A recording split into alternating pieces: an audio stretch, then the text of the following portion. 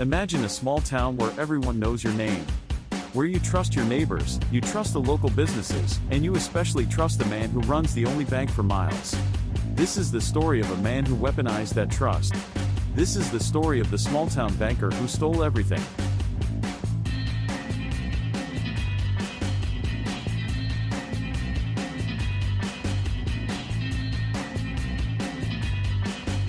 For decades, he was a pillar of the community.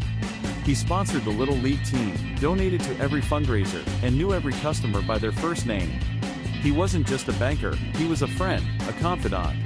People didn't just deposit their paychecks with him, they entrusted him with their life savings, their retirement dreams, the college funds for their kids.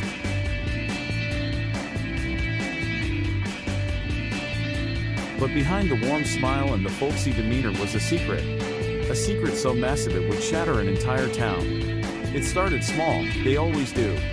A little creative accountant here, a misplaced fee there. He told himself he'd pay it back. He just needed a little more time. But time ran out. The pressure built. The lies multiplied. To cover one hole, he had to dig another. He began moving money from one account to another, creating a complex shell game with people's lives. He fabricated statements, forged signatures, and told elaborate stories about system glitches and processing delays. The victims were his closest friends. The elderly couple who came in every month to deposit their Social Security checks, their entire safety net, gone. The young family saving for their first home, their down payment, vanished. The local farmer who trusted him with the proceeds from his harvest, his operating capital for the next season, wiped out. For years, the facade held.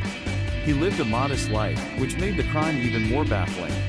He wasn't funding a lavish lifestyle of sports cars and mansions. So where did the money go? The truth was even more devastating. It was just gone.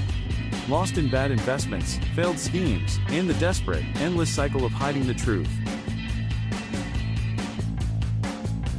The collapse was quiet at first. A few questions that couldn't be answered. A missing check. A balance that didn't add up. Then, the dam broke. One brave customer, refused yet another excuse, went to the authorities. The investigation was like pulling a single thread and watching the whole sweater unravel. The day they arrested him at the bank was the day the town's innocence died. The man they had broken bread with, the man they had trusted with their futures, was led away in handcuffs. The financial loss was catastrophic, but the betrayal was a wound that would never fully heal. In the end, he was convicted on dozens of counts of fraud and embezzlement. Millions of dollars, gone. Hundreds of lives, upended. He traded a lifetime of respect for a prison cell. He didn't just steal money. He stole security. He stole peace of mind. He stole the very soul of a community that believed in him. So the next time you think fraud only happens in big cities with faceless corporations, remember this story. Remember that sometimes, the greatest danger isn't a stranger in a mask. It's the friendly face you see every day, the one holding the keys to everything you've worked for.